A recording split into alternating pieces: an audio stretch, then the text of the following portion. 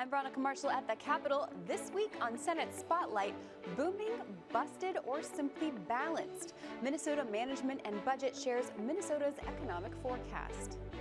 State leaders are going to face hard decisions. Plus, the latest efforts to end gun violence. We shouldn't have to wait for just one more shooting death to take action. The time for action is right now. And when it comes to advancing technology, data centers play a central role. They are necessary, but the question becomes, where do they need to be?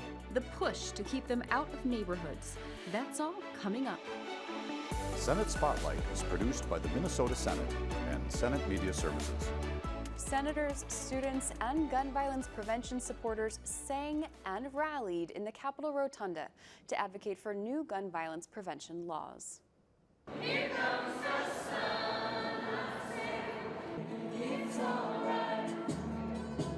Annunciation Catholic Church families say they're holding legislators in hope for a future free from gun violence.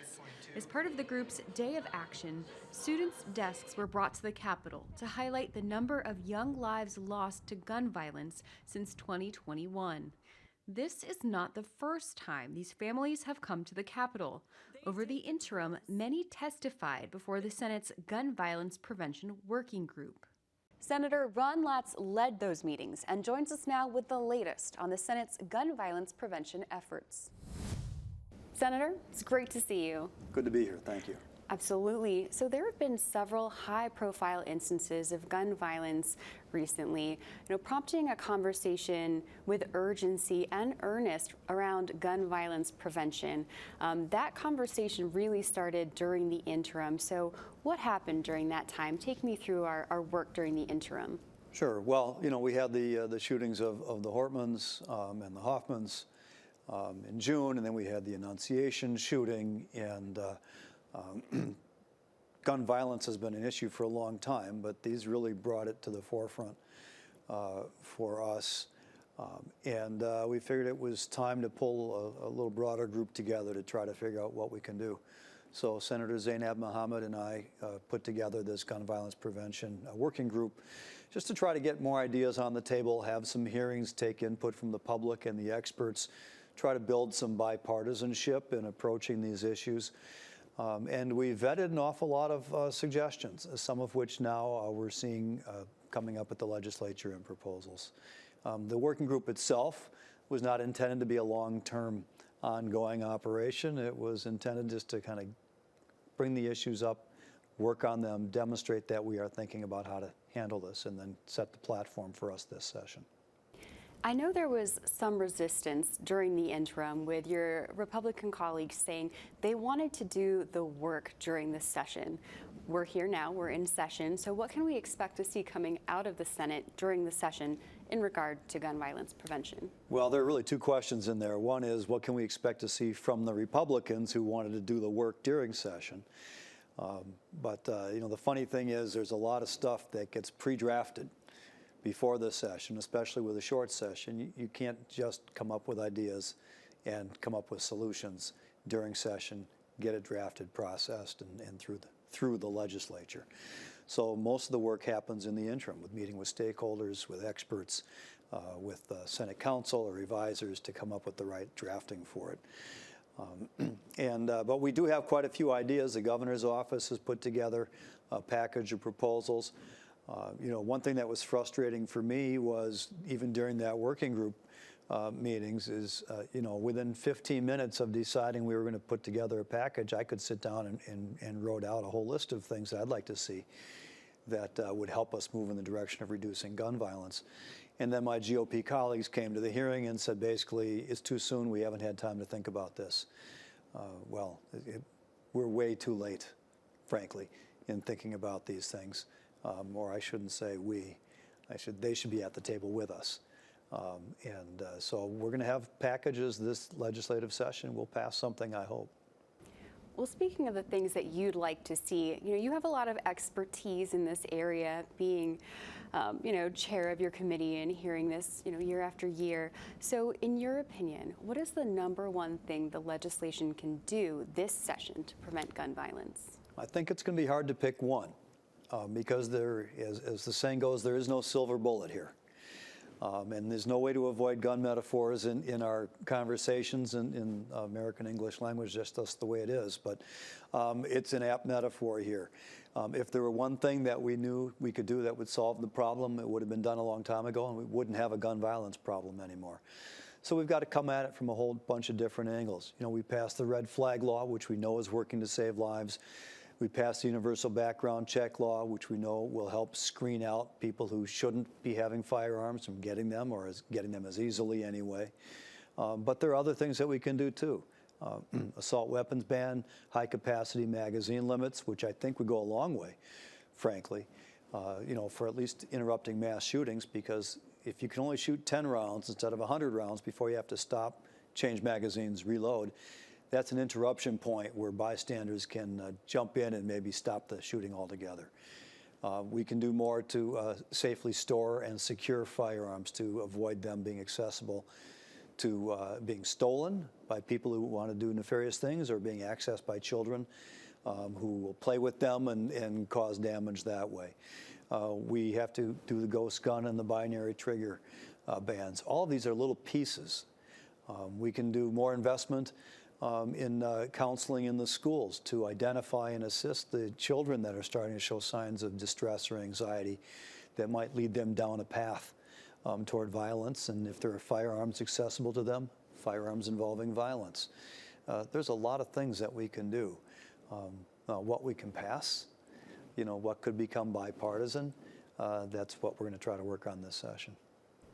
Well, you mentioned counseling in schools, and that kind of falls under the common sense solutions that your colleagues across the aisle are calling for. So how does that fit into the conversation? It sounds like there might be some bipartisan wiggle room there, right? Yeah, I would think there would be. You know, there's a budget that goes with a bunch of these things too, so there's always a function of what do we have fiscally to work with. But I think you probably could find bipartisan consensus that we need to have enough adults in the schools who are experienced and can identify the children that are under stress and might be moving in this direction. And that's, you know, that's important. I don't think we can lay it all on mental health issues either. 99% of people with mental health issues are not violent, right? There are some people that tend to get this violent probably do have some mental health concerns, or at least they're going through a short-term crisis, if not a long-term condition. But that's one important piece. Maybe we can find common ground on that. But that's not all we need.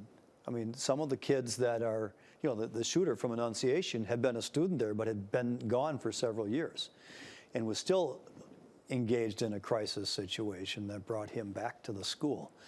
So you can try to get the kids identified in elementary school or middle school or in high school, but you've got to have a more wraparound social services network, destigmatize getting mental health care, and those kind of things.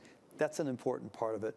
But as I say, if they've got access to the firearms, they're more likely to use firearms when they get aggressive. If it's harder for them to get firearms, then they're likely to act out in other ways. So how do we reduce gun violence? Part of it is keeping firearms out of the hands of people that would use them in a bad way. That does bring me to my next question, is that there can be concerns when we talk about gun violence prevention, we actually can turn that conversation into gun control. So what do you say to the people who have that concern that, you know, we'd be moving into territory that they're uncomfortable with? I don't like to use the term gun control. It's a loaded term now, and it gives the impression that we want to control every firearm in the possession of everyone. The Second Amendment prohibits that. Whether we agree or disagree with the Second Amendment's interpretation by the U.S. Supreme Court, that's the law of the land. And nothing that we are proposing to do, in my judgment, would infringe on that Second Amendment, which is to say a person who could lawfully carry and possess a firearm has a right to do so. Now, every constitutional amendment, every part of the Bill of Rights is subject to some regulation.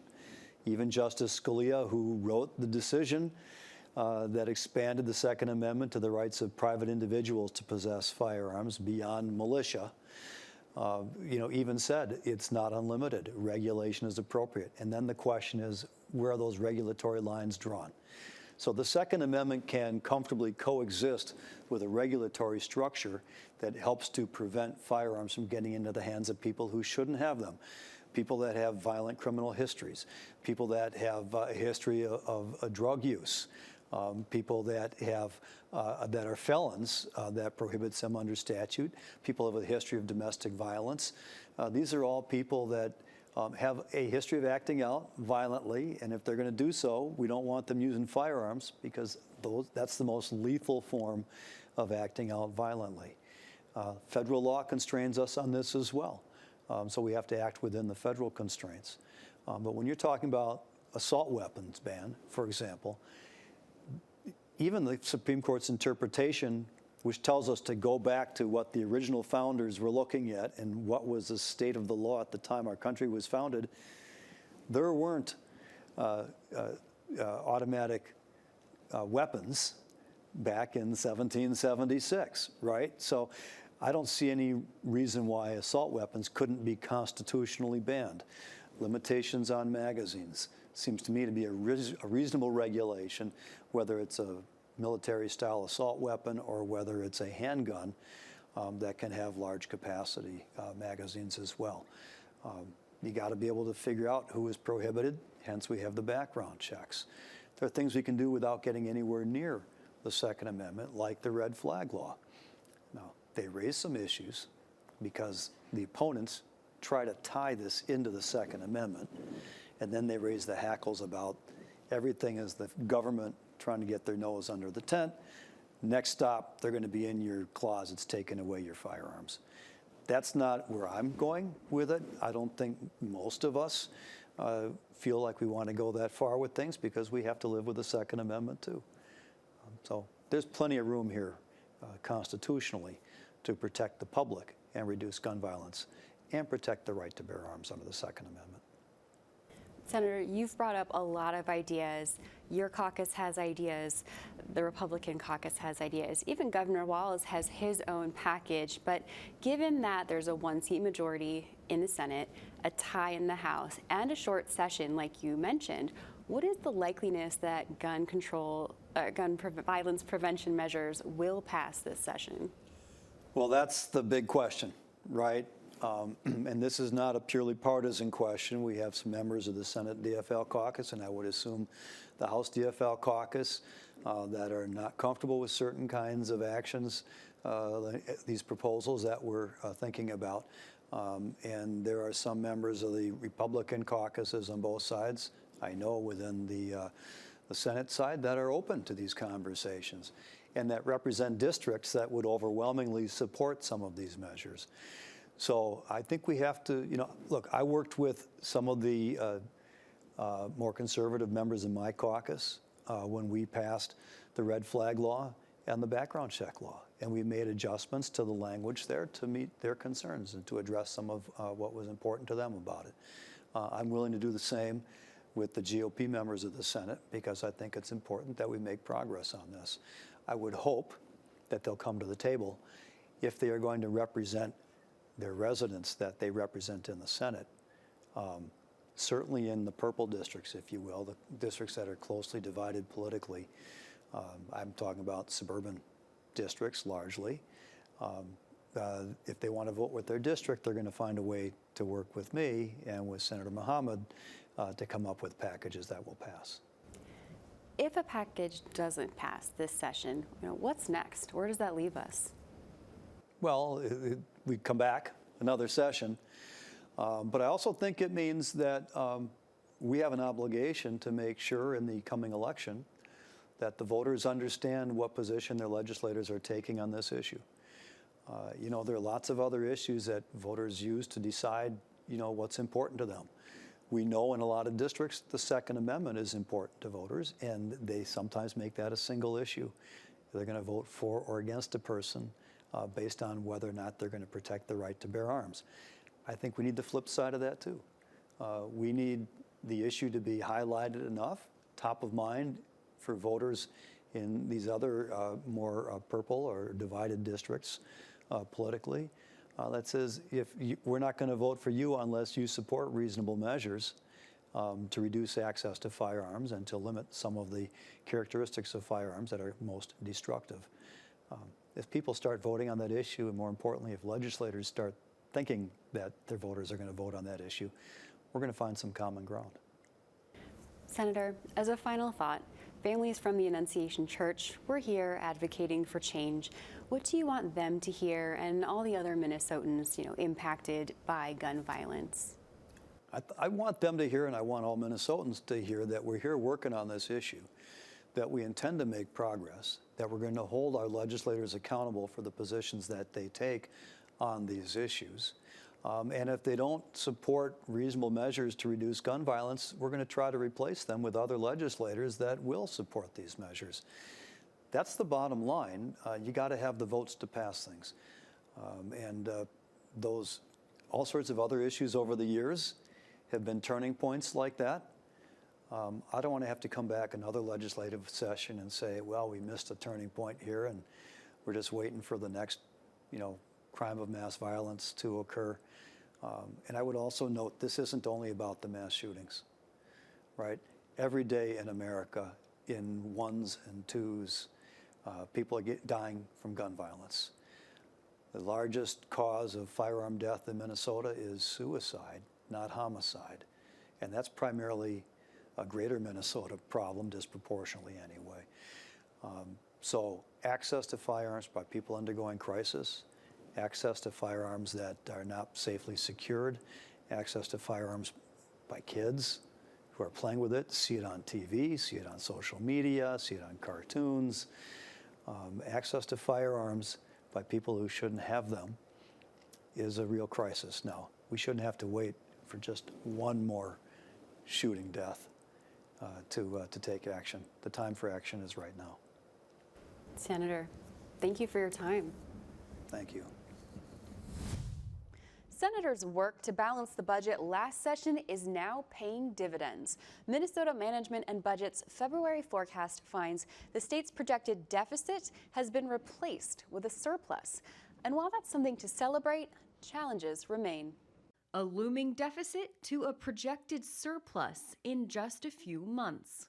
We now project to end fiscal years 26-27 with a surplus of $3.7 billion, which is $1.3 billion more than forecast in November.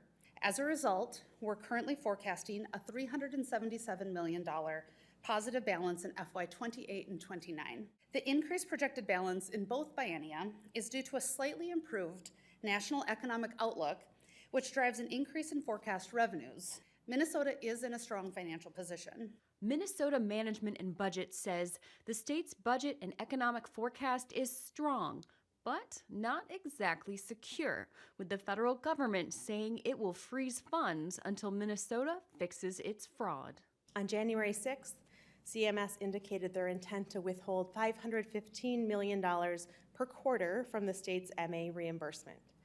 That action is currently pending appeal, and the loss of federal funds is not reflected in our estimates today. We received additional notice from CMS that they would defer $260 million of our Medicaid reimbursements pending further information from the state to justify claims that they flagged. Federal funds are a very important piece of the state budget. Federal funds make up about 1 in every $3 spent by state agencies. As we balance this budget, we're going to have to think about what kind of flexibility is going to be necessary for the administration if those cuts come. Even without factoring in the uncertainty around federal funding, Minnesota legislators still have to face and fix the state's current spending patterns. In total, we project that spending in the current biennium will be $68 million lower than our previous estimates, but the planning estimates have increased by $152 million since our last forecast. Despite tremendous progress in the last legislative session, more work is needed to address the ongoing structural imbalance to align revenues and spending. The sooner we begin looking for additional ways to do that, the less likely we are to face a future fiscal cliff. And not all of the February forecast's figures are favorable. Minnesotans are feeling financial strain. We are observing some signs of consumer stress with higher delinquency rates in certain loans. Credit cards, auto loans, and student loans. Minnesota's unemployment rate has continued to increase over the past year. Minnesotans are facing hard decisions because their costs are rising, but their wages are flat. And state leaders are going to face hard decisions. We got to make sure that we are focusing on the needs of Minnesotans for affordability. That means tax conformity. That means making sure that we're lowering things such as tab fees for vehicles. That means that we're focusing on things that affect things like property taxes. So while they may disagree on how we got here and how to solve the problem, legislators are committing to moving forward together. We got to work together and making sure that we are focusing on Minnesotans and trimming down government spending in a way that helps out this state to make sure they can grow and prosper in ways that we haven't seen for a long time. Last year, we made hard compromises to balance the budget. We did it together. Hard choices resulted in the forecast that we are experiencing today. And I really do hope that we find that spirit again. To address affordability concerns within the state, Senate Republicans rolled out a legislative package they say provides tax relief for Minnesotans. The bills focus on property taxes, license tab fees, and ending taxes on tips and overtime for workers. This is a raise for our workers that doesn't cost our small businesses a single cent. We aren't asking for a handout, we're asking for the state to stop penalizing the extra effort. No more taxing our tips and no more taxing our overtime. The senators say these changes will encourage economic growth across the state. Another strategy for improving Minnesota's financial outlook is to raise revenue. Senator Aaron Mayquade says some of that work began last session when certain data center tax exemptions were eliminated. Now, the companies behind those qualified large-scale data centers will contribute more tax revenue to the state. But that doesn't mean their presence is entirely welcome everywhere. Senator Bill Liskey says there is a place for data centers in Minnesota, but that place just isn't in our neighborhoods. Senator, welcome back to Senate Spotlight. Thank you for having me. Absolutely. So I'm very excited to talk to you today about the topic of data centers. It seems like they've been in the news more and more lately. We're hearing there are conversations in Eagan about a one-year moratorium on incorporating them. There are conversations in Hermantown and Farmington. So let's start at the beginning. What are data centers? Okay, so that's the toughest question, right? It's actually defining what it is. Originally, when we were growing up, it was a small group of servers in a small back room and in a tiny little area. So it didn't take up much space and nobody really thought anything of it. So it was a tiny little commercial building. Now we're talking about industrial sized buildings, massive footprints, and so those store huge amounts of servers. And what do? It used to be storing data like patients and telephone numbers and things like that. And now it actually helps operate AI programs and things like that. So it's much bigger and much broader. And what is the concern with having these data centers nearby in communities? So like I was saying, originally data centers, they were small, little tiny commercial buildings, nothing really to think of. You'd drive by it and think it was an office building. Now today, if you drive by the one just inside my district on the north end, in Rosemount, it's a huge data center, right? It looks like an industrial complex, and that's what they are. So having an industrial complex, you know, a couple hundred feet from your house, probably a lot different than having an office building a couple hundred feet from your house. Yeah, it's not the neighbor you're looking for. No. And I have to imagine it could have some impact on property value and utility bills, right? So those are the concerns with data centers in neighborhoods. Are there any benefits to having them, or is there an argument for it? Yeah, so a data center is still necessary, right? In today's world, we are trying to advance technology. Well, without a data center, we can't do that. So they are necessary, but the question becomes, where do they need to be? Again, this would segue into what I've been working on, and that's finding a way to have them be where they belong, industrial complexes away from residential areas. And to that point, last session you introduced Senate File 607 regarding the placement of data centers. Tell me more about that bill and where it landed. So the bill originally had a hearing coming in State Gov. Unfortunately, it got canceled. That's the part that I was really disappointed about. The bill was designed to try and thread the needle, as I like to say, in politics. It's a word we hear all too often. But what we're trying to do is we're trying to find a happy middle ground. What people in Minnesota need, which is data centers, but where they should go. And so By definition, I look at a data center of what they're trying to build today as an industrial complex, and so they should be industrial zones, and that's what this bill does. It also allowed for an inspection to make sure that the water sources and the electricity sources are there and available for the project that they're trying to build. Any plans on introducing it again this session? So yeah, it's still an active bill. I'm hoping that we can get a hearing maybe again this year and actually get through the hearing as opposed to having it canceled. And so looking forward to getting a good discussion going. Data centers has definitely changed, and I don't think anybody knew how it was going to change. And I always say government's slow. So we're catching up to what we should probably be talking about and probably should have been talking about 10 years ago. Given the response from communities that we're seeing, do you think more legislation regarding data centers will be introduced this session? I have a feeling the discussion of data centers isn't going anywhere. It's only going to get more busy, and it's going to get more in depth because people are still learning what they are. Like you said, some people just assume they're just the little office buildings still. And I know this is speculative, but do you expect there to be any better traction for the legislation this session? Yeah, you're asking a very difficult question. This legislature is a very challenging one with only one seat difference in the majority of either body. It makes things interesting. And it's also a bipartisan issue. It spans across both parties, which is good, but it's also bipartisanly opposed. So that's the hard part. Regarding the conversation around data centers, I'm also seeing NDAs come up, or non-disclosure agreements. How do these two topics relate? So for the example of Farmington, that's the area that I represent, and so that's why I got involved in data center discussion.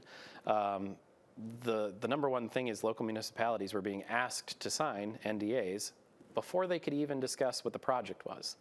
Well now, because of those NDAs, they didn't get to tell their constituents what was happening until after the project was already full steam ahead and possibly, past the point where they could stop it. And so that's where I have an issue. Your constituents have a right to know what you're doing, and we shouldn't be signing NDAs for those things. And you've said you support efforts to ban NDAs, and you cited a House initiative to do that. I know that there are two DFL senators who also have similar ideas out there, Senators Grant Hochschild and Jen McEwen. Talk to me about the push for this to ban NDAs or at least limit them. Yeah, so NDAs are a challenging subject. Obviously, there are times where I think NDAs might be necessary. I'm going to say the word might because I'm not 100% sold yet. Actually, I can give one example where I think they might be necessary, and that would be if I'm taking a tour of a facility. Again, I'm touring. They're already owned. They're already controlled property. I don't need to tell the trade secrets, right? I've been on tours where I have to sign an NDA just saying I won't tell the public about what I saw. Great, that makes sense. But the NDAs that don't make sense are when you're buying property, when you're trying to have cities rezone things for your property. No, that's pretty sketchy, and that seems pretty behind the scenes, and you're trying to control the situation.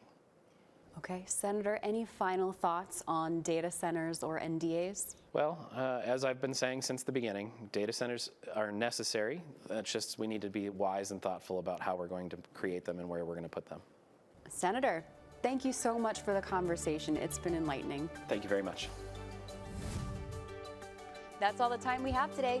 Thank you for joining us, and see you next time.